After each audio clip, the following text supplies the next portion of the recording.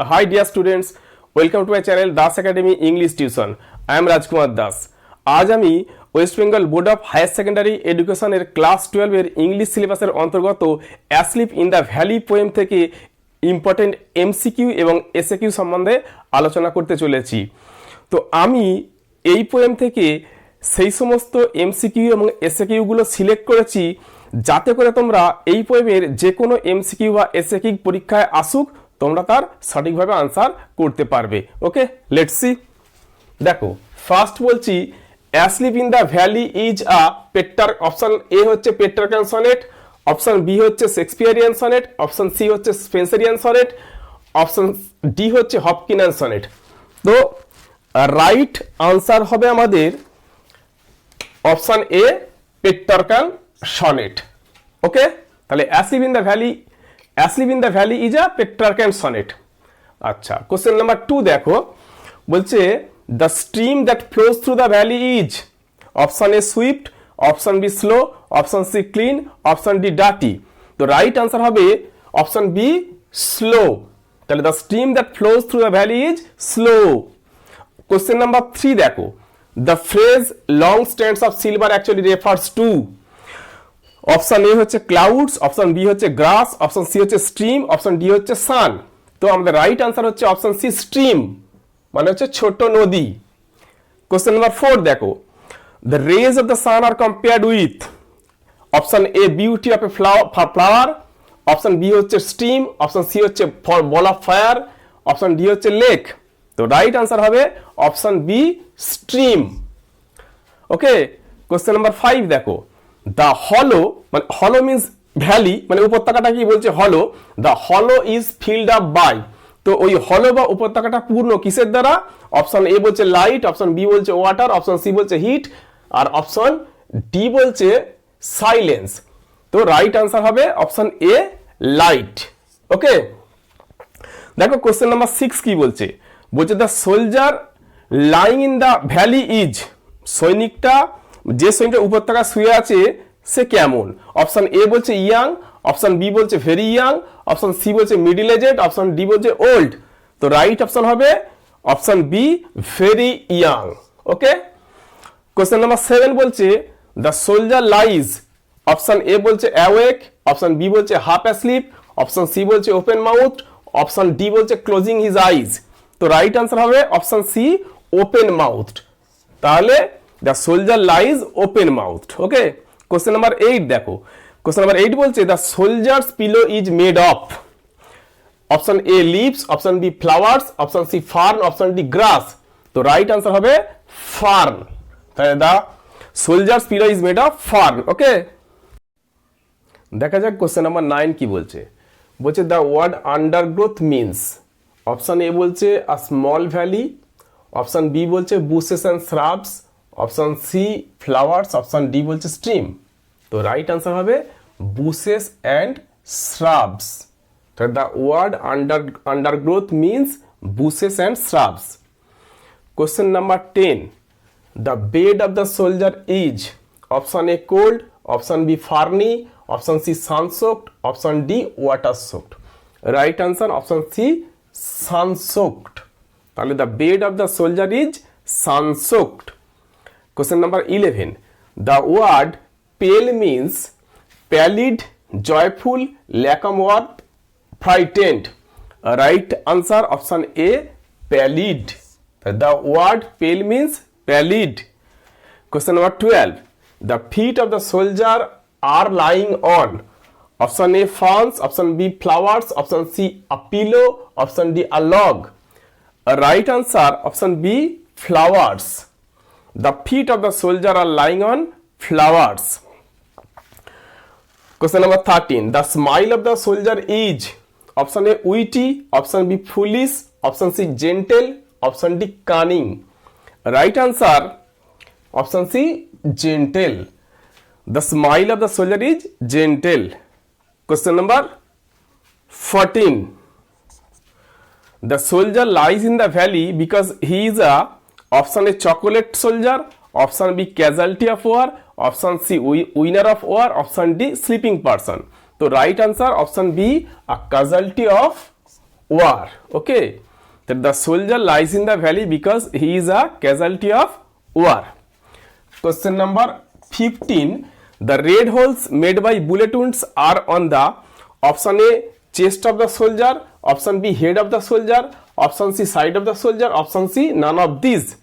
So right answer side of the soldier. The red holes made by bullet wounds are on the side of the soldiers. Question number 16. One hand of the soldier is on his option A side, option B breast, option C gun, option C, option D face. Right answer option B breast. One hand of the soldier is on his breast. Okay. এখন তোমাদের important SAQ গুলো দেখে নেওয়া যাক। Question number 1 বলছে who wrote the poem asleep in the valley. তাহলে asleep in the valley কবিতাটা কে লিখেছেন? আনসার হচ্ছে Arthur Rimbaud wrote the poem asleep in the valley. তাহলে Arthur Rimbaud asleep in the valley কবিতাটা লিখেছেন। Question number 2, what is the nationality of the poet of the poem asleep in the valley. তাহলে asleep in the valley কবিতার কবির nationality কি? Answer হচ্ছে the nationality of the poet of the poem asleep in the valley is French. তাহলে asleep in the valley কবিতার কবির nationality হচ্ছে French. Where does the stream live long stands of silver. তো কোথায় ছোট নদীটা লং স্ট্যান্ডস অফ সিলভারকে ছেড়ে যায়?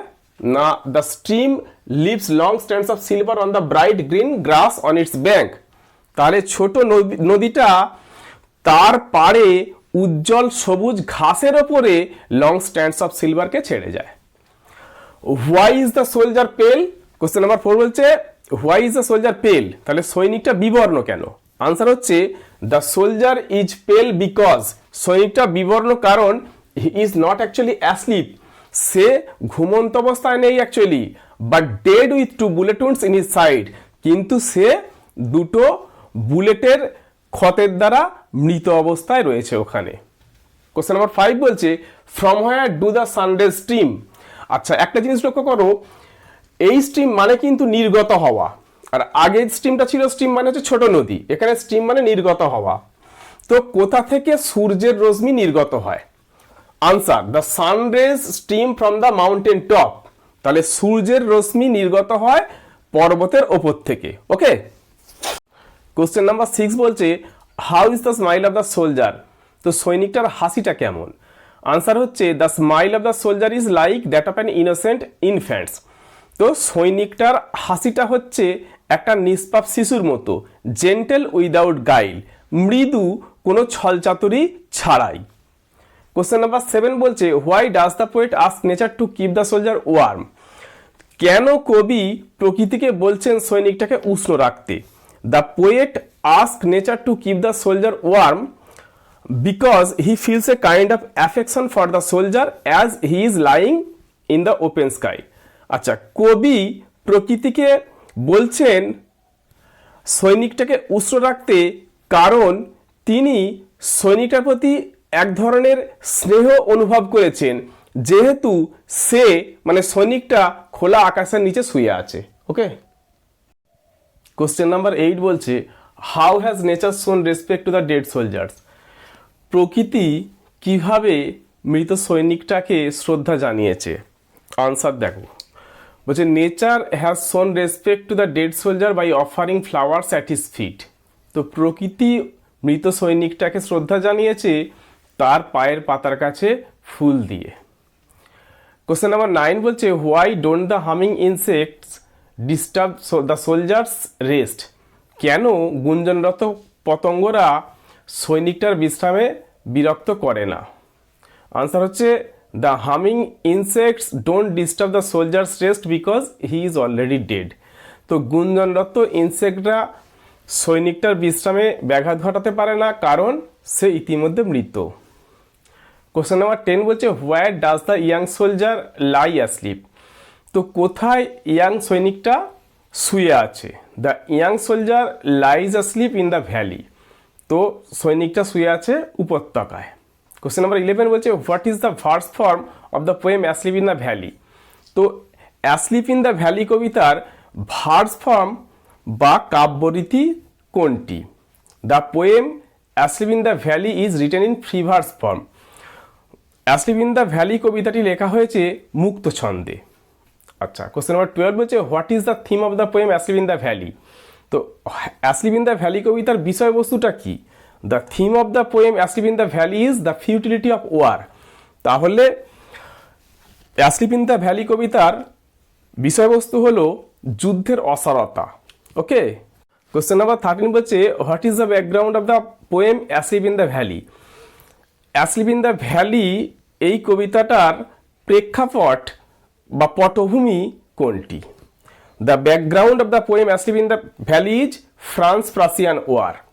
তো অ্যাসলিপ ইন দ্য ভ্যালি এই কবিতাটির প্রেক্ষাপট বা পটভূমি হলো ফ্রান্স প্রাসিয়ার যুদ্ধ। প্রাসিয়া যার বর্তমান নাম হচ্ছে জার্মানি। তো ফ্রান্স এবং প্রাসিয়ান বা জার্মানির যুদ্ধ। ওকে, কোশ্চেন নাম্বার 14 বলছে what is the only sound in the valley. তো উপত্যকায় একমাত্র আওয়াজ কোনটি? The only sound in the valley is the humming of the insects. তো উপত্যকায় একমাত্র শব্দ হলো পতঙ্গদের গুঞ্জন। ওকে, আজ এই পর্যন্ত। আশা করি ভিডিওটি তোমাদের উপকারে আসবে। ভিডিওটি ভালো লাগলে লাইক, শেয়ার ও সাবস্ক্রাইব করবে এবং কমেন্ট বক্সে তোমাদের মতামত জানাবে। ওকে, থ্যাংক ইউ।